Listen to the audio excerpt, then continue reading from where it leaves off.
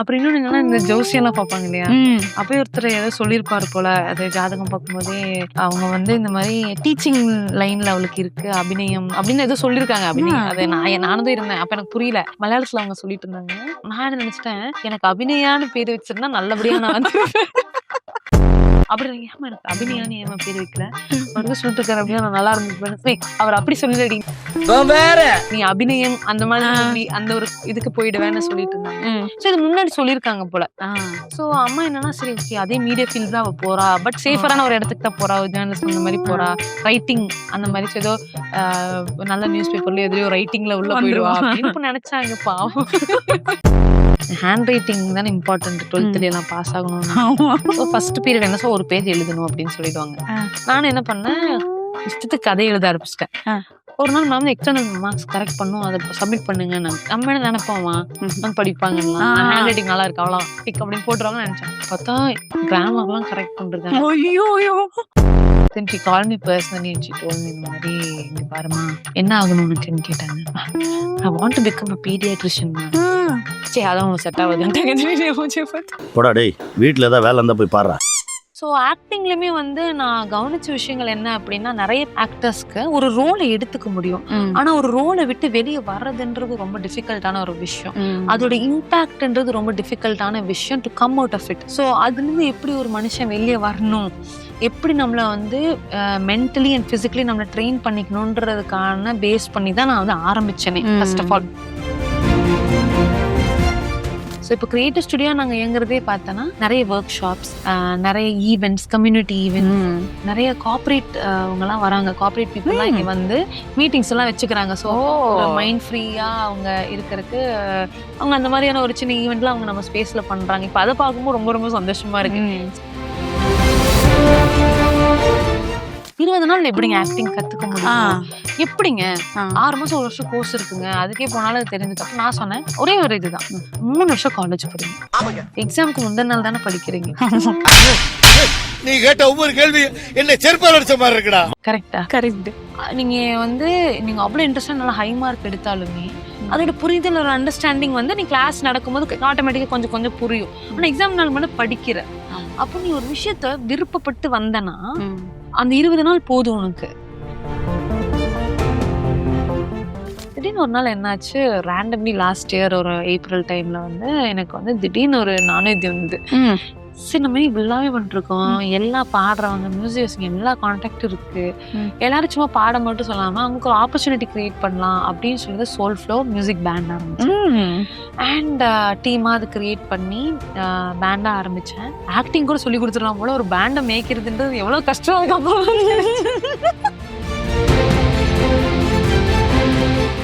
என்னோட 11th standard class teacher வந்து என்னோட அப்பா கிட்ட சொல்றாங்க, சார் எக்ஸ்ட்ரா கரிக்குலர்ல மட்டும் இருந்தா போதுமா சார்?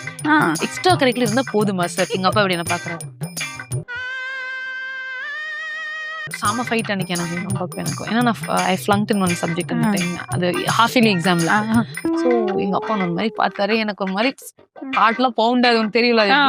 ஃபெயில் ஆகுறது கூட பிரச்சனை இல்லை, அம்மா கிட்ட கூட அடி வாங்கிடலாம். நான் அப்போ ஒரு லுக் விட்டாருன்னு எங்க ஆளு என்னடா நினைப்பாங்க. அந்த ஒரு எண்டுக்கு வந்துட்டோம். இதுக்கு மேலே விளையாண்டோம்னா செருப்படி விழுகும். நிறைய பேர் திட்டினாங்க, ஏமா நீ சென்னை போல, சென்னை வரல அப்படின்னு. தெரியல இந்த கோயம்புத்தூர் விட்டுட்டு போகவே எனக்கு. Welcome to cool fire. இந்த கதைகள் அண்ட் எபிசோட்ஸ்ல நம்ம இன்னைக்கு புது சீரிஸ் ஆரம்பிக்க போறோம், ஃபீச்சரிங் இன்ஃப்ளூயன்சஸ். அந்த வகையில இன்னைக்கு நம்ம கூட இருக்கிறவங்க ஒரு ஆக்ட்ரஸ், அது மட்டும் இல்லாம ஒரு மென்டார். பல ஸ்டூடெண்ட்ஸ் லைஃப்ல ஒரு வழிகாட்டியா இருக்காங்க. இந்த ஆக்டிங், பர்சனாலிட்டி டெவலப்மெண்ட், இந்த மாதிரி பல விஷயம் பண்ணிட்டு இருக்காங்க. கோயம்புத்தூரை சேர்ந்த ஹரிஜாவை தான் நம்ம இன்னைக்கு மீட் பண்ண போறோம். Let's welcome her.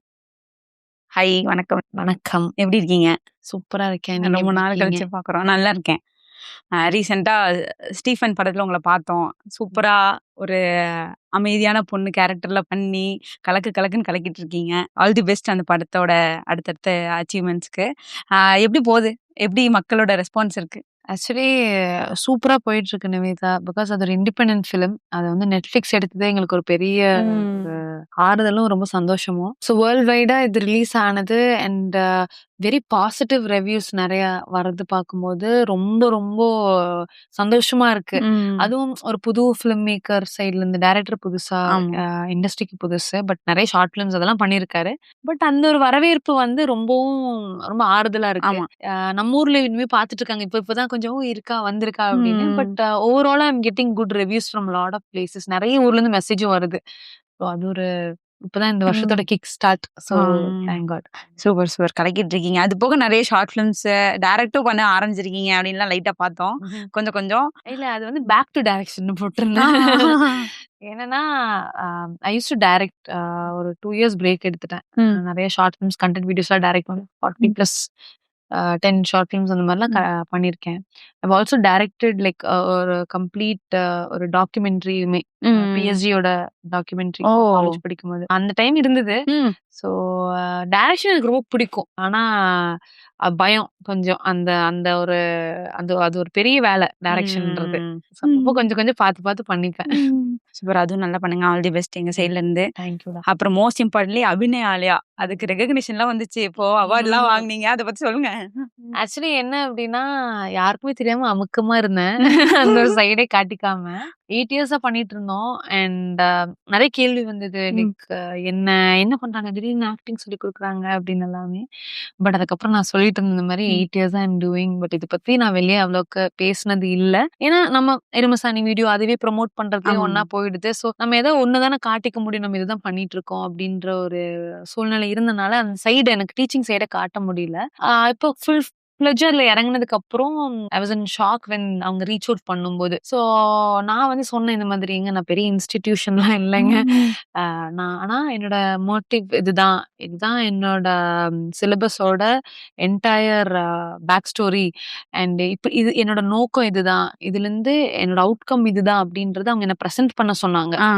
ஸோ அது சும்மாலாம் கொடுக்கல. So I had to give full background check பண்ணாங்க. அண்ட் அதுல வந்து நான் என்ன பண்றோம் அதோட அவுட்கம் என்ன, இந்த ஆக்டிங் ஒர்க் ஷாப் மூலியமா ஸ்டூடெண்ட்ஸ்க்கு என்ன கெயின் ஆகுது அப்படின்றது. ஃபார் எக்ஸாம்பிள் செல்ஃப் எக்ஸ்பிரஷன், அதுக்கப்புறம் பெர்ஃபார்மன்ஸ் ஆங்ஸைட்டில இருந்து வெளியே வரக்கான ஒரு opportunity. And very happy she's also one of my student here sitting. And so அந்த மாதிரி நிறைய விஷயங்களை கவர் பண்ற மாதிரி அது எப்படி ஒரு சாதாரண மனுஷனுக்குமே போய் சேர்ற மாதிரி. அதுவும் நடிப்பு கடந்து சாதாரணமா யாரு வந்து இந்த மாதிரி கோர்ஸ் எடுத்துக்கிட்டாலுமே அவங்களுக்கு ஒரு கெட்டவேயாவும் ஒரு செல்ஃப் எக்ஸ்பிரஷன் ஸ்பேஸாவும் இருக்குன்ற மாதிரியான விஷயத்த நாங்க கொடுத்திருந்தோம். அண்ட் இமீடியட்டா தே ரீச்ட் அவுட் டு அஸ். இதை பார்த்துட்டு என்னன்னா அவங்க சொன்னாங்க we are very happy to give ன்னு சொல்லிட்டு இன்னோவேட்டர் ஆஃப் ஹோலிஸ்டிக் ஆக்டிங் அப்படின்ற இது கொடுத்திருந்தாங்க. ஸோ ஆக்சுவலி நான் நிறைய அவார்டு வாங்கியிருக்கேன். ஆனா ஃபர்ஸ்ட் டைம் நம்மளையும் ஒண்ணு உருவாக்குறோம் இல்லையா, அதுக்கு ஒரு அவார்டும் நான் ரொம்ப இமோஷனல் ஆயிட்டேன். அன்னைக்கு நான் ஆக்சுவலா ஆகவே மாட்டேன். எப்பவுமே அவார்டுக்கு நான் வந்து ஒரு அவார்ட்ஸ் அவ்வளவுதான் அப்படின்ற மாதிரி. நான் ரஹ்மான் ஃபாலோவிங்க. அவார்டுக்குலாம் நம்ம வந்து ஒரு அடிமையாயிடக்கூடாது, கைத்தட்டலுக்கும் அடிமையாயிடக்கூடாது, அந்த மாதிரியான ஒரு ஃபாலோ பண்ணிட்டு போறேன். ஃபர்ஸ்ட் டைம் ரொம்ப இமோஷனல் ஆயிட்டேன் அவார்டை பார்த்தப்போ. ஏன்னா நம்ம உருவாக்குன பேபி இல்லையா, நம்ம வந்து சிலபஸ்ல இருந்து ஒன்னொன்னா பார்த்து ஒரு 2.5 இயர்ஸ் அதுக்குன்னே நான் உட்காந்து பண்ண ஒரு விஷயம். So I became very emotional. எனக்கு இன்னும் நான் இருக்கு. நான் அமருக்கு மெசேஜ் அனுப்புவேன். Amar I don't know I'm feeling different அப்படின்னு. வாங்குறதுக்கு முன்னாடி ஏன்னா ஒரு 1 மினிட்டுக்கு ப்ளே பண்ணுவாங்க. ஏவி போட்டிருந்தாங்க. எனக்கு ஒரு மாதிரி ஆயிடுச்சு. ஒரு மாதிரி பெரிய ரெஸ்பான்சிபிளான ஒரு இடத்துல நின்னுட்டு இருக்கோமோ அப்படின்றது பெருசா உணர்ந்தது அப்போ. ரொம்ப சந்தோஷமா இருந்தது நிவேதா. ரொம்ப ஹாப்பியான அது ஒரு நல்ல ஒரு 2026ஓட ஒரு குட் பிகினிங்கா. ஆமா, நம்ம வந்து ஒண்ணு பார்த்து பார்த்து பண்ணும்போது ஒரு பக்கம் அதுக்கு ரிவார்ட் கிடைக்குதுன்னே ஒரு ஹாப்பினஸ் இருக்கும். இன்னொரு பக்கம் நம்மள இவ்வளவு நம்புறாங்களே, இன்னும் நம்ம நல்லா கொடுக்கணுமேங்கிற ரெஸ்பான்சிபிலிட்டி வந்து ஒரு பர்சனுக்கு ஆக்டிங் கத்துக்காங்களோ இல்லையோ ஆஸ் அ பர்சனா அவங்கள ஒரு வேற ஒரு பர்சனா அனுப்பணும்ன்றது என்னோட பெரிய கோல். அண்ட் அந்த கோல் வந்து இன்டென்ஷனலா ஆரம்பிக்கல. அது ஆட்டோமேட்டிக்கா I could sense it. And அது என்னன்னு தெரியல, அது எப்படி சொல்றதுன்னு எனக்கு தெரியல. சோ அந்த ஒரு பாதையில போற டைம்ல திடீர்னு அந்த அவார்டுன்னும் போது கொஞ்சம் ஓவரா பயம் ஆயிடுச்சு. ஐயோ ஒரு மாதிரி இல்ல அஹிஜா அந்த இடத்துக்கு யோசிக்காத, கம் டவுன் அப்படின்னு சொல்லிட்டு. எங்களுக்கும் ஹாப்பி. இன்னும் பல ஸ்டேஜஸ் போகணும், இன்னும் நிறைய பேருக்கு ரீச் ஆகணும். நீங்க எல்லாம் உங்களோட பிளெஸிங்ஸ்ல. இப்போ நீங்க சொல்லுங்க, இப்போ அபிநயாலயானா ஒரு கிரியேட்டிவ் ஸ்டுடியோ, அங்க சின்ன சின்ன ப்ரோக்ராம்ஸ் நடக்கும், ஆக்டிங் சொல்லி கொடுக்குறாங்கன்னு தெரியும். ஆஸ் அ ஃபவுண்டராகவும் சரி, நீங்க ஆஸ் அ மென்டரா அபிநயாலயனா என்ன, அத பத்தி ஃபியூ வேர்ட்ஸ். அபிநயாலயா, அபிநயம் பிளஸ் ஆலயம். ம். ஸோ என்னோட ரூட் அதுதான் அப்படின்றதுக்கான ஒரு அங்கீகாரமா நான் அதை எடுத்துப்பேன். ம். ஸோ என்னோட பேக்ரவுண்ட் இதுதாங்கன்றது பேர்லயே புரிஞ்சுக்கணும் அப்படின்ற மாதிரி. ஸோ அதை ஆரம்பிக்கும் போது நிவேதா நிறைய பேருக்கு வந்து நான் இண்டஸ்ட்ரிக்குள்ள வந்ததுக்கு அப்புறம் சரி ஆக்டிங் நம்ம வந்து நம்மளுமே நிறைய ஸ்ட்ரகிள் எல்லாம் பண்ணிருப்போம்ல இனிஷியல் ஸ்டேஜஸ்ல எல்லாம். ஆமா. ஓ இது இப்படிதான் பண்ணணுமா, ஐயோ நான் இது இப்படி பண்ணிட்டு இருந்தேன் அப்படின்ற மாதிரி நிறைய கேள்விகள் இருக்கும். ஃபார் எக்ஸாம்பிள் அழுகணும் அப்படின்னு வரும்போது ரொம்ப ஸ்ட்ரெயின் பண்ணிக்கிறது, அப்புறம் நடிக்கும் போது நிறைய பயம் இருக்கும். ஸோ நம்ம வந்து நல்லா நடிக்குவோம், ஆனா அந்த ஒரு கேமரா முன்னாடி விடும்போது ஏதோ ஒரு தயக்கத்துல கொஞ்சம் ஒரு 10-15% கம்மி Correct. பண்ணிடுவோம் இல்லையா. ஆமா. ஸோ இன்னும் பெட்டர் பண்ணலாம் அப்படின்னு நம்ம அதை பார்த்து ஃபீல் பண்ணிக்கிட்டே இருப்போம் இல்லையா. ஸோ அது வந்து எப்பவுமே மனசுக்குள்ள இருந்த ஒரு விஷயம். நம்ம என்ன கத்துக்கிறோமோ அது எப்படியாவது மத்தவங்க கிட்ட சொல்லணும்ன்றதா என்னன்னு தெரியல, அது ஒரு சின்ன வயசு ஹேபிட் மாதிரின்னு வச்சுக்கோங்க. ம். இப்ப நான் ஒண்ணு படிக்கிறேன், ம். ரொம்ப யூஸ்ஃபுல்லா இருக்குன்னா 10 பேர்ட்ட சொல்லிட்டே இருப்பேன். ம். இன்னைக்கு நான் இது படிச்சேன், இது ஆக்சுவலி இது கொஞ்சம் ஹெல்ப்ஃபுல்லா இருக்கும் அப்படின்ன மாதிரி. ஸோ ஃபார் எக்ஸாம்பிள் நான் சுகர் கட் பண்ணும்போது ஃபர்ஸ்ட் ஒயிட் சுகர் கட் பண்ணி ஸ்டார்ட் பண்ணும்போது மென்டலி நான் எந்த அளவுக்கு நான் உணர்ந்ததுக்கு அப்புறம் ஆ. எல்லாருக்குமே ரெக்கமெண்டேஷன். ம். இப்போதான் அது கொஞ்சம் ட்ரெண்ட் ஆயிடுச்சு ஒயிட் ஆமா, சுகர். ஆமா, நான் வந்து ஆமா. ஒரு 9 இயர்ஸா அதை கடைப்பிடிச்சிட்டு இருக்கேன். ஸோ அது வந்து நான் மென்டலி அது என்ன எப்படி ஹெல்ப் பண்ணிருக்கு அப்படின்றதெல்லாம் நான் ஷேர் பண்ணேன். இது புரிஞ்சுதா நம்ம ஒன்று ஆமா. கத்துக்கிறோன்ற உடனே சொல்றது. ஆமா. ஸோ ஆக்டிங்லயுமே வந்து நான் கவனிச்ச விஷயங்கள் என்ன அப்படின்னா நிறைய பேருக்கு வந்து ஆக்டர்ஸ்க்கு ஒரு ரோலை எடுத்துக்க முடியும், ம். ஆனா ஒரு ரோலை விட்டு வெளியே வர்றதுன்றது ரொம்ப டிஃபிகல்ட்டான ஒரு விஷயம். ம். அதோட இம்பாக்ட்ன்றது ரொம்ப டிஃபிகல்ட்டான விஷயம் to come out of it. So அதுல இருந்து எப்படி ஒரு மனுஷன் வெளியே வரணும், எப்படி நம்மள வந்து மென்டலி அண்ட் பிசிக்கலி நம்மள ட்ரெயின் பண்ணிக்கணும்ன்றதுக்கான பேஸ் பண்ணி தான் நான் வந்து ஆரம்பிச்சேனே ஃபர்ஸ்ட் ஆஃப் ஆல். ஸோ இது வந்து ஒரு மைண்ட் பாடி கனெக்ஷன் பேஸ் பண்ணி தான் நாங்க ஆரம்பிச்சோம் இந்த ஆக்டிங் கிளாஸை. ம். பாடி அவேர்னஸோட இம்பார்ட்டன்ஸ் என்ன, நம்மளோட பர்சனாலிட்டி டெவலப்மெண்ட் எப்படி நம்ம இன்னும் இம்ப்ரூவ் பண்ணிக்கிறது, பர்சனல் க்ரூமிங் எப்படி ஆயிக்கிறது, பப்ளிக் ஸ்பீக்கிங் எப்படி வெளியே கொண்டு வர்றது, செல்ஃப் எக்ஸ்பிரஷனுக்கு தேவையான அனைத்துமே இதுக்குள்ள இருக்கணும். அதாவது ஒருத்தன் வந்து ஆக்டிங்னா வெறும் சினிமா, தியேட்டர், கூத்து, அதுக்கப்புறம் மைமு இந்த மாதிரின்ற ஒரு பிம்பம் இல்லாம ம். ஆக்டிங்ன்றது a place where you can be yourself. ம். உன்னோட ஓனா நீ உன்னை எக்ஸ்பிரஸ் பண்ணிக்க முடியற ஒரு இடமா மாறணும் ஆ. அப்படின்ற ஒரு நோக்கத்துலதான் அபிநயாலயா ஆரம்பிச்சேன். ஒரு செல்ஃப் எக்ஸ்ப்ளோரேஷனுக்கு ஒண்ணு இடம். Very true. அதான் ம். Abhinayalaya transform yourself through art. ஆ. ஸோ இதுதான் நம்மளோட மோட்டிவ். இது போய் மக்கள்கிட்ட ரீச் பண்றதுன்றது கொஞ்சம் டிஃபிகல்ட்டான ஒரு ம். சூழ்நிலை. ஏன்னா Correct. எல்லாம் ஆக்டிங்னோட சினிமா அப்படின்னு நினைச்சு பயந்தாங்க ஃபர்ஸ்ட் இனிஷியல் ஸ்டேஜ்ல. ஸோ அதனால நிறைய ஓரியன்டேஷன் ப்ரோக்ராம் பண்ணுவோம். அதாவது ஆல்ரெடி நம்ம பண்ணோம் இல்லையா, ம். காலேஜஸ் ஸ்கூல்ஸ் எல்லாம் போய் நம்ம கிளாஸ் எடுத்திருப்போம் இல்லையா, அவங்க கிட்ட எல்லாம் போய் இந்த மாதிரி நம்ம பண்றோம், இதை நீங்க வாங்க இதை பண்ணி பாருங்க அப்படின்னு சொல்லி எல்லாருக்குமே நம்ம பண்ண வச்சோம். And your also part of it. ம்.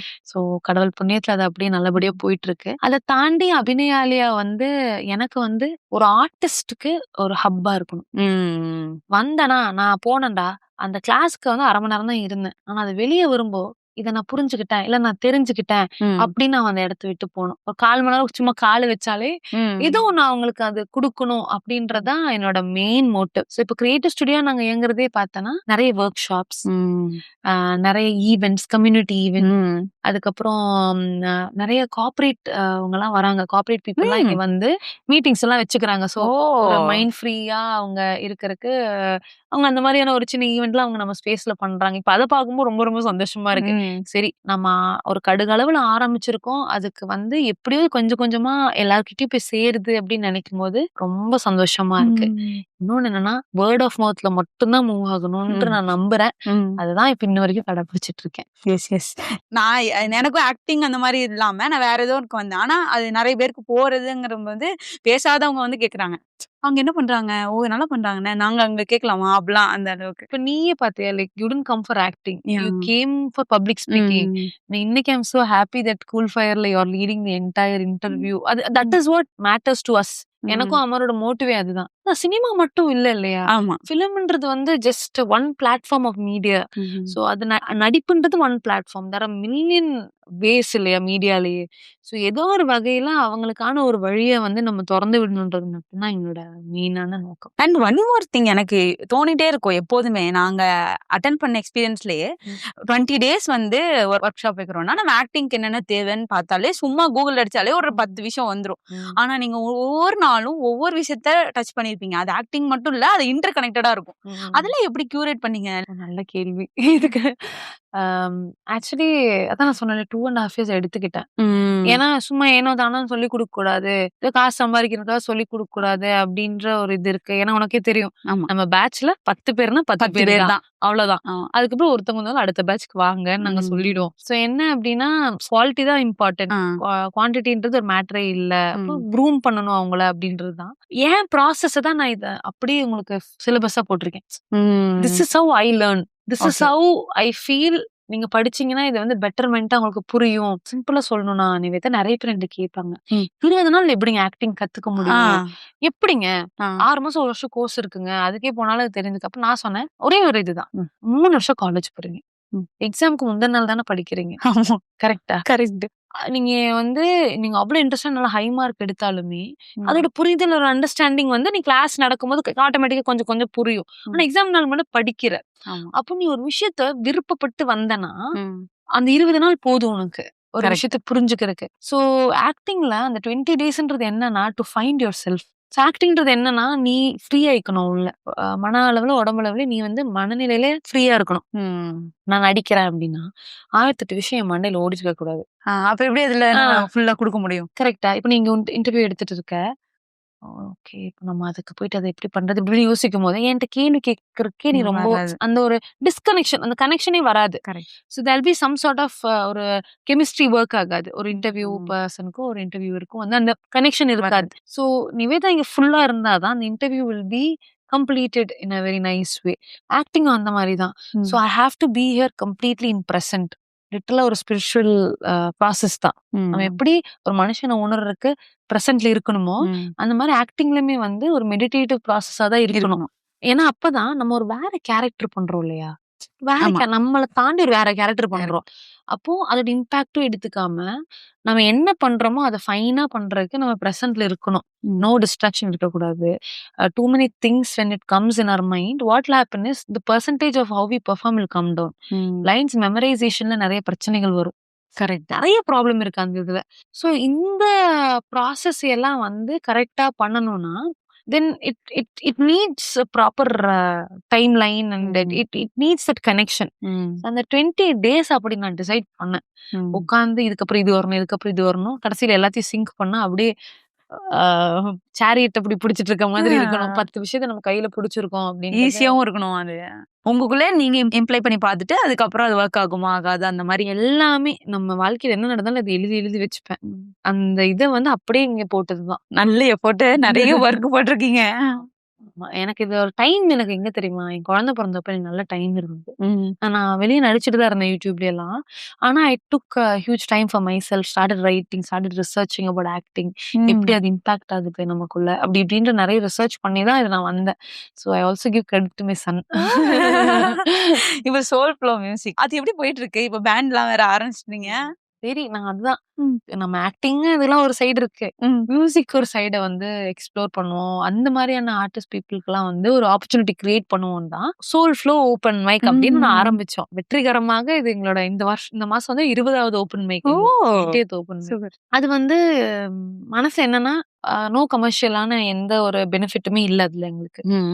என்னன்னா வரீங்க, நீங்க யாரா வேணா இருக்கலாம், பாட்டு தெரியுமோ தெரியலையோ, ஆனா எனக்கு பாட பிடிக்கும், இன்ஸ்ட்ருமெண்ட் வாசிக்க பிடிக்கும், பேச பிடிக்கும், மைக்கு கிட்ட முன்னாடி நிக்கணும், அவ்வளவுதான் அப்படின்னு வந்து ரெஜிஸ்டர் பண்ணிக்கலாம் அப்படின்ற மாதிரியான கான்செப்ட்ல தான் ஓப்பன் மைக்க ஆரம்பிச்சோம். ஸோ அது முறையா கத்துக்கணும், இப்படி இப்படின்ற எந்த ஒரு இதுவும் இல்லாம ஒரு ஃபன் பிளேஸா இருக்கணும், ஆர்டிஸ்ட எம்ப்ரேஸ் பண்ற ஒரு பிளேஸா இருக்கணும்னு தான் சோல் ஃப்ளோவை ஆரம்பிச்சோம். மாசம் மாசம் ஒரு நாள் இருக்கும், லாஸ்ட் சண்டே இல்லைன்னா சாட்டர்டே இருக்கும்.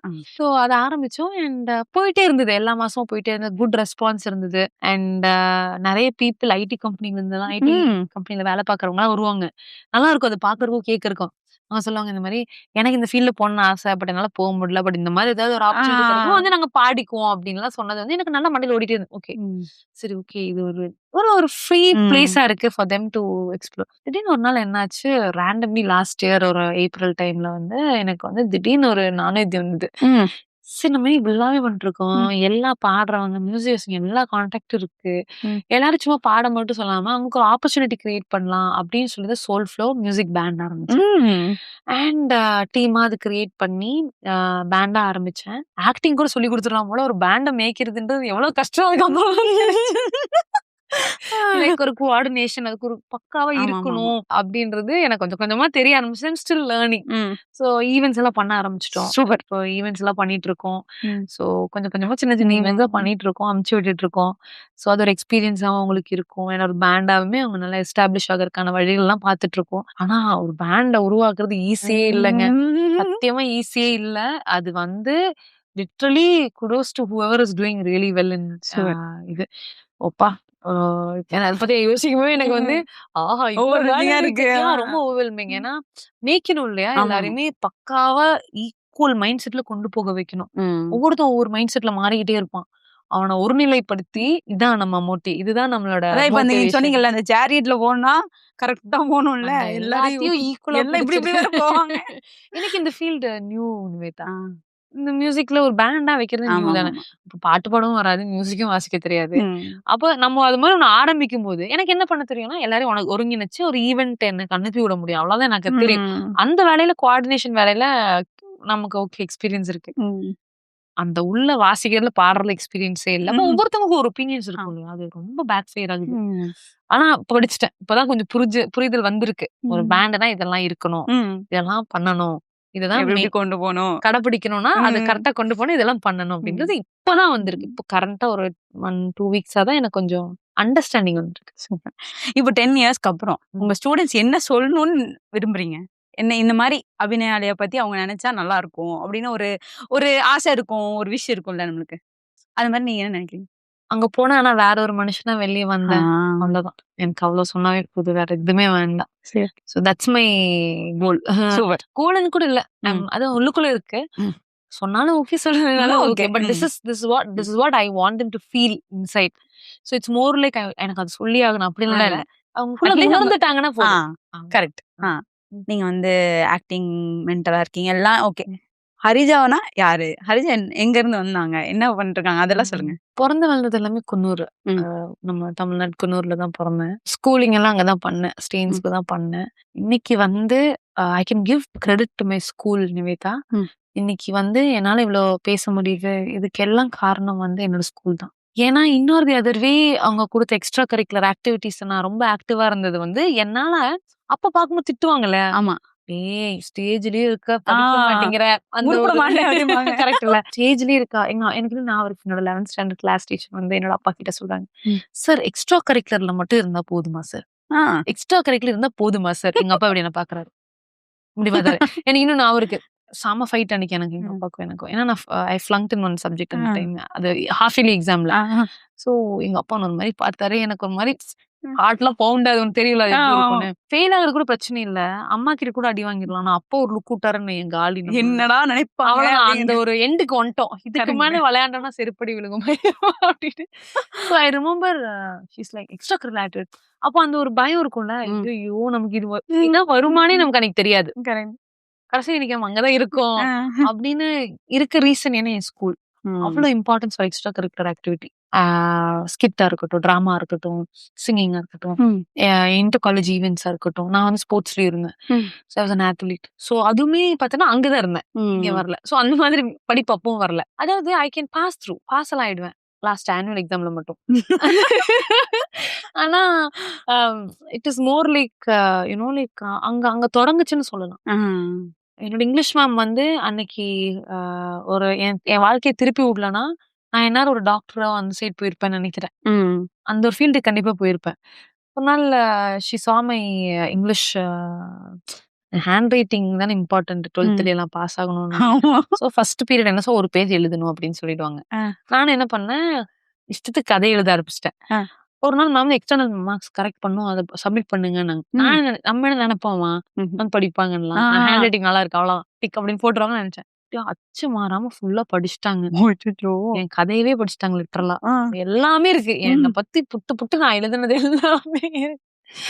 நானும் நினைச்சேன் இன்னைக்கு படிச்சிருக்க மாட்டாங்கன்னு பார்த்தா கிராமர்லாம் கரெக்ட் பண்றாங்க. ஐயோ போச்சேன்னு இருந்தது. Then she called me personally and she told me இந்த மாதிரி இங்க பாருமா என்ன ஆகணும் உனக்குன்னு கேட்டாங்க. I want to become a pediatrician man. சரி அதான் செட் ஆகுதுன்ட்டாங்க. நான் சொன்னேன் மேம் அப்படின்னு. எவ்வளவு மார்க் எடுத்த பயாலஜி மேம் இப்படி யோசிச்சுன்னா ஒரு மார்க் சொன்ன ஞாபகம் இல்ல. நான் கொஞ்சம் கம்மியா தான் சொன்னேன். பாஸ் ஆயிட்டேன். ஆனா கொஞ்சம் கம்மியா இருந்தது. இங்கிலீஷ்ல எவ்வளோ எடுத்தேன்னு ம். சொன்னேன். மேம் 100க்கு 93 மேம் அப்படின்னு சொன்னேன். தமிழ்ல எவ்வளோ எடுத்தேன்னு கேட்டாங்க. மேம் 94 எடுத்தேன். அவ்வளோதான் இதான் உன் ஃபீல்டு போ அப்படின்ட்டாங்க. நான் யோசிக்கிறேன். சட்டுன்னு முடிச்சிட்டீங்களே. உண்மையிலேயே நான் பார்க்கவே இல்லை என் life. She just told me like நீ பேசாம ஜேர்னலிசம் ட்ரை பண்ணு, ரைட்டிங் பண்ணு. அதான் உனக்கு நல்லா வருது. எனக்கு ஃபீல் ஆகுது ஹரிஜான்னு சொன்னாங்க. Her name is Ruby. ஓகேங்களா, ஸ்டேன் ஸ்கூல்ல டீச்சரா இருந்த English teacher. So I full credits to her. இன்னுமே பாரு நான் அவங்கள யோசிப்பேன் எப்பவுமே. இன்னைக்கு நான் இங்க இருக்க ஒன் ஆஃப் த ரீசன் அவங்களும் தான். அந்த அவங்களுக்கே அது தெரியுமானே எனக்கு தெரியல. நான் எங்கேயாவது மேம் மீட் பண்ணும் கண்டிப்பா. ஸோ அவங்க அந்த தெசையை காமிச்சாங்க ஜேர்னலிசம்னு. அடுத்தது தேடுறேன் ஒவ்வொரு காலேஜா ஜேர்னலிசம்னா என்ன, ஜேர்னலிசம்னா என்னன்னு தெரியல. 11th ஸ்டாண்டர்ட் படிக்கும்போது ஜேர்னலிசம்னா என்ன, இது நான் என்ன அப்படி இப்படின்னு படிக்கிறேன். அப்புறம் ஓகே இதான் ஒருவேளை இதுவாதான் இருக்குமோ, ஒருவேளை அதனாலதான் நமக்கு படிப்பு ஏறலையோ அப்படி இப்படின்னு விஸ்காம் ஜாயின் பண்ணேன். அப்படியே ட்ராக் ஃபுல்லா இது மாறிடுச்சு. வந்தது. சோ ஹரிஜானா என்னன்னு கேட்கறதுக்கு பதில் சத்தியமா எனக்கு தெரியாது. அது என்னன்னு தெரிஞ்சுக்கிறதுக்காக தானே ஓடிடுறோம் எல்லாருமே இல்லையா? ஒரு ஒரு சின்ன human being who's trying to explore life and explore everything that is around her. Want to be a good human being, அவ்வளவுதான். Want to be, trying to be, அவ்வளவுதான்.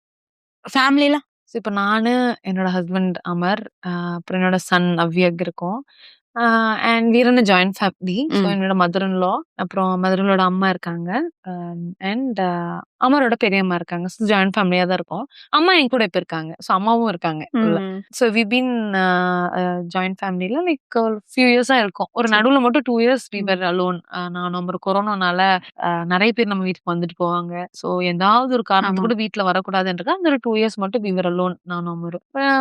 இதான் ஒரு அப்பா இருக்காங்க. அப்பா வந்து நம்ம வீட்டுல இருக்காங்க அங்க. My brother is there and he is in US. இப்போ அமரோட அண்ணாவும் இப்போ யுஎஸ்ல இருக்காங்க ஃபேமிலி அங்க. அண்ட் நாங்க இங்க இருக்கோம். நிறைய பேர் திட்டினாங்க, ஏமா நீ சென்னை போல, சென்னை வரல அப்படின்னு. தெரியல, இந்த கோயம்புத்தூர் விட்டு போகவே முடியல எனக்கு. அண்ட் கிளைமேட் வைஸா பார்க்கும்போது எனக்கு இதுதான் சூட்டபிள். நான் ஊட்டியில வாழ்ந்தேன். எனக்கு சென்னை ரொம்ப பிடிக்கும், ரொம்ப ரொம்ப பிடிக்கும். One of my favourite place. But என்னால ரொம்ப நாள் அங்க இருக்க முடியாதுன்றதை நான் உணர்ந்தேன். But Coimbatore is like mid ground for me. I can manage the climate and everything. பொதுவா அந்த டைம்ல எல்லாம் வந்து பேரண்ட்ஸ்னாலே டாக்டர் இன்ஜினியர் தான் மெயின் வச்சிருப்பாங்க. எப்படி உங்க வீட்டுல விட்டாங்க அந்த விஸ்காம் எடுக்கிறதுக்கு? எங்க அம்மாக்கு தான் அந்த இது போகணும் வேதா. ஒரு தாட்டி இப்ப எங்க அம்மாட்ட சொன்னேன், அம்மா எனக்கு இது பிடிச்சிருக்கு அப்படின்னு சொன்னேன். ஸோ எங்க அம்மா கேட்டாங்க, அதுல உனக்கு என்னென்ன ஆப்பர்ச்சுனிட்டி இருக்கும், நீ அதை எப்படி டேக்கிள் பண்ணுவேன்? ஏன்னா அப்ப ஆக்டிங் இல்லைல்ல, ஜேர்னலிசம் ரைட்டிங். ஸோ அதனால அம்மா கிட்ட சொன்னேன், எனக்கு வந்து ஒரு நல்ல ஒரு ஜேர்னலிஸ்ட் ஆகணும், அதுல வந்து நிறைய ஆப்பர்ச்சுனிட்டிஸ் இருக்கு அப்படி இப்படின்னு. அப்புறம் இன்னொன்னு என்னன்னா, இந்த ஜோசியம் எல்லாம் பார்ப்பாங்க இல்லையா, அப்பயே ஒருத்தர் ஏதோ சொல்லியிருப்பாரு போல. அது ஜாதகம் பார்க்கும்போதே அவங்க அவங்க வந்து இந்த மாதிரி டீச்சிங் லைன்ல அவளுக்கு இருக்கு, அபிநயம் அப்படின்னு ஏதோ சொல்லியிருக்காங்க. அபிநயம் அது நானும் தான் இருந்தேன். அப்ப எனக்கு புரியல. மலையாளத்துல அவங்க சொல்லிட்டு இருந்தாங்க. நான் என்ன நினைச்சிட்டேன், எனக்கு அபிநயான்னு பேர் வச்சிருந்தா நல்லபடியா நான் வந்து தப்பா புரிஞ்சுக்கிட்டேன் காலேஜ் அப்படி ஏமா எனக்கு அபிநயான்னு ஏமா பேர் வைக்கல, அவருக்கு சொல்லிட்டு அப்படியே நான் நல்லா இருந்துருப்பேன். அவர் அப்படி சொல்லலடி, நீ அபிநயம் அந்த மாதிரி அந்த ஒரு இதுக்கு போயிடுவேன்னு சொல்லிட்டு இருந்தாங்க. சோ இது முன்னாடி சொல்லியிருக்காங்க போல. சோ அம்மா என்னன்னா, சரி ஓகே அதே மீடியா ஃபீல்ட் தான் அவ போறா, பட் சேஃபரான ஒரு இடத்துக்கு தான் போறா, ஒரு ஜேர்னலிஸ்ட் அந்த மாதிரி போறா, ரைட்டிங் அந்த மாதிரி ஏதோ நல்ல நியூஸ் பேப்பர்ல எதிரியோ ரைட்டிங்ல உள்ள போயிடுவா அப்படின்னு நினைச்சாங்க பாவம். தென் அம்மா வந்து என்னன்னா ரொம்ப சப்போர்ட்டிவ் நிவேதா. என்ன ரொம்ப போல்டா இருக்கணும், பொண்ணுனா வந்து தைரியமா இருக்கணும், எதுக்குமே பயப்படக்கூடாது, உனக்கு என்ன வேணுமோ வேண்டாம்னா அது சொல்ல கத்துக்கோ. ஏன்னா அம்மாவும் இண்டிபெண்டன்ட் விமன் தான். அதாவது அம்மா ஒர்க்கிங் உமன்னால நான் சொல்றேன் இண்டிபெண்டன்ட். அப்பாவும் வெரி சப்போர்ட்டிவ் அந்த விஷயத்துல. ஊருக்கே போது அட்வைஸ் பண்ணா நமக்குன்னு வரும்போது அப்பா கொஞ்சம் இறங்கிடுவாரு. சோ அந்த இதுல அப்பா வந்து என்ன வந்து இந்த போல்டா இருக்கணும், நீ வந்து துணிஞ்சு நின்னு ஸ்ட்ராங்கா இருந்துக்கணும், எப்பவுமே உனக்குன்றது நீ அமைச்சுக்கணும்ன்றதுல 2 பேருமே எனக்கு இது இருந்தாங்க. அவங்கள தவிர்த்து ஃபேமிலியில எல்லாருமே அகெயின்ஸ்டா இருந்தாங்க. ஃபேமிலி மட்டும் இல்ல, என்டையர் ஏரியாவே என்ன அமைச்சிருக்கீங்க, விஷுவல் கம்யூனிகேஷன் காமிச்சிருக்கீங்க, அதான் ஆம்பளை பசங்க படிக்கிறது இல்லவா, அவளை எதுக்கு நீங்க இங்க போட்டிருக்கீங்க அப்படின்னு சொல்லி வாரம் வாரம் நான் வீட்டுக்கு போக போறேன். ஹாஸ்டல்ல தான் படிச்சேன். வாரம் வாரம் போகும்போது யாராவது எனக்கு அட்வைஸ் பண்ணிட்டு இருப்பாங்க. கேட்டு கேட்டு அது இந்த இப்போ ஓகே இப்போ நிறைய வந்துருச்சு. யார் என்ன படிச்சா எனக்கு கண்டு கூட மாட்டாங்க. அப்பெல்லாம் வந்து ரொம்ப ஸ்ட்ரிக்ட். அந்த பீரியட்ல அம்மா ரொம்ப இருந்தாங்க. சோ அம்மா தான் main reason for me to do a lot of things. அப்பாவுமே வந்து நின்னாரு. பட் அப்பா அதான் நான் சொன்னேன் இல்லையா, சில விஷயங்கள் அப்பா கூட நம்ம அவ்வளவு கம்யூனிகேட் பண்ண மாட்டோம். நான் வந்து மாமிஸ் பிரின்சஸ் ஆக்சுவலி. மம்மி சப்போர்ட் இப்பவுமே. ஏன்னா அவ்வளோ எதிர்ப்புல வந்து அவங்க நிக்கிறது வந்து சாதாரண விஷயமே இல்ல கண்டிப்பா. அந்த டைம்ல. இல்ல அது வந்து அதான் நான் சொல்றேன் பாரு. அந்த ஒரு இடத்துல நின்னு என் பொண்ணு எனக்கு தெரியும் அப்படின்னு பேசணும்ல. அதுக்கு ஒரு அது கட்ஸ் வேணும். வேணும். கரெக்ட். ம். அதுவும் அம்மாக்கு கிரெடிட் போயிடலாம். ஃபுல்லா. என் mother in law she is very sweet Nivetha. ம். அவங்க ரொம்ப சப்போர்ட்டிவ். அம்மா மாரியே நல்லா சப்போர்ட் பண்ணுவாங்க. என்னோட கெரியருக்கு எல்லாத்துக்குமே சப்போர்ட் பண்ணுவாங்க. சோ அவங்களுக்கும் அந்த ஒரு கிரெடிட் இருக்கு. ஏன்னா ம். எல்லாத்துக்கும் அது இம்பார்ட்டன்ட் இல்லையா? correct. மதர் இன் லா ஆமா. சப்போர்ட்டும் இருக்கணும் அந்த மாரி. நான் சில பேர் வந்து அவ ஏனோ பண்ணிக்கிறா அப்படிங்கறத தாண்டி சப்போர்ட்டிவா இருக்கிறது வந்து ஒரு தனி பிளஸ் பாயிண்ட். கண்டிப்பா நிவேதா, கண்டிப்பா. அதான் என்னன்னா, அ திட்டுனதெல்லாம் உண்டு. இல்லன்னுலாம் இல்ல. இப்ப அம்மாவே போனா என்னடி ஆகும்? அப்படிலாம் கேட்டுருக்காங்க. இதெல்லாம் வருத்தப்பட்டுருக்காங்க. சங்கடம்லாம் பட்டுருக்காங்க. அந்த ஒரு பாதையில நம்மளோட ஏதாவது ஒண்ணு காட்டுனா தான் அவங்களுக்கு அது ப்ரூஃபாவே இருக்கும். ஆனா இப்படி சப்போர்ட்லாம் சொல்றான்னா, அதுக்கான ஒரு ஆப்பர்ச்சுனிட்டி அதோட ப்ரூஃப் நம்ம காட்டுறோம்ல. ஃபார் எக்ஸாம்பிள் படம் ரிலீஸ் ஆகுதோ, இல்ல நம்மளோட வீடியோஸ் வெளிய ரிலீஸ் ஆகுதோ, நம்ம பண்ற யூடியூப் வீடியோஸ் இதெல்லாம் ரிலீஸ் ஆகுறது எல்லாமே தான் அவங்களுக்கு ஒரு ப்ரூஃப் தட் ஏதோ பண்றா ஓகே. அப்படின்றதுக்கு. சோ அதுக்கான ஹார்ட் ஒர்க் நம்ம சைடுல இருக்குன்றத நான் உணர்ந்துட்டேன் எப்பவோ. சோ அதனால தான் எல்லார்ட்டயும் சொல்லுவேன். இந்த சப்போர்ட்ன்றது ஈஸியாலாம் இல்ல. அது நம்மளாவே அது குடுக்கணும். அவங்களுக்கு அந்த நம்பிக்கைய நம்ம குடுக்கணும். இப்ப நான்லாம் வந்து ஃபர்ஸ்ட் டைம் மாடலிங்லாம் பண்ணேன்னா உழுகும்ல. செம்ம திட்டு அந்த டைம்லாம். எனக்கு வேற நான் ஒரு காலேஜ்ல ரேம்ப் வாக் பண்ணியிருந்தது. நியூஸ் பேப்பர்ல வந்துச்சு. நான் வீட்டுக்கே தெரியாம தான் அத பண்ணேன். எனக்கு நியூஸ் பேப்பர்ல வந்து தெரியாது. காலேஜ் படிக்கும்போது. நல்லா சிக்கிட்டீங்க எங்க அம்மா போலயே. கால் பண்ணாங்க. ஹலோ தெரிஞ்சுச்சு பாத்துட்டாங்கன்னு. எனக்கு அதுக்குள்ளயே சொல்லிட்டாங்க என்ட்ட நியூஸ் பேப்பர்லாம் வந்து. ஏய் செமடி சூப்பர்டினாங்க. அப்பாடா! அப்போ அது நியூஸ் பேப்பர்ல வராம யாராவது பார்த்து சொல்லிருந்தாங்கன்னா செருப்படி விழுந்திருக்கும். அந்த நியூஸ் பேப்பர் வந்தோனே ஓகே ஏதோ ஒண்ணு பண்றா. நான் சொல்லலைனாலும் பரவால்ல ஏதோ பண்ணிட்டா அப்படின்னு. ஆனா அதுக்கப்புறம் தான் நான் போய் சொல்லவே இல்ல. அதுக்கப்புறம் ஐ ஸ்டார்டட் டெல்லிங் ஹர். அம்மா நான் இத ஷூட் போறேன். இது பண்றேன். ஷார்ட் ஃபிலிம் நடிக்கிறேன். மாடலிங்க்கு இது பண்றேன் அப்படின்னு நான் சொல்ல ஆரம்பிச்சுட்டேன். அதுதான் நான் சொன்னேன் இல்லையா? அந்த அண்டர்ஸ்டாண்டிங் அந்த நம்பிக்கை நம்ம குடுத்துட்டோம்னு வையேன், I guess parents are mellowed down ஆயிடுவாங்க. லைக் ஒரு ரிசல்ட்டோட ஸ்வீட்னஸ் தெரிஞ்சுட்டாங்கன்னா விட்டுருவாங்க. அந்த மாதிரி. ரிசல்ட்டுக்காக நீ ஓடுற அந்த எஃபர்ட்டுக்கான ஒரு 0.5 பார்த்துட்டாலே அவங்க நம்ப ஆரம்பிச்சுருவாங்க. சோ நான் வந்து பேரண்ட்ஸ குத்தம் சொல்ல மாட்டேன் அந்த வகையில. எனக்கு புரியுது அவங்க எந்த ஒரு ஸ்தானத்துல இருந்து அத சொல்றாங்க அப்படின்னு. சோ அதனால டோட்டலி அண்டர்ஸ்டாண்டபிள்.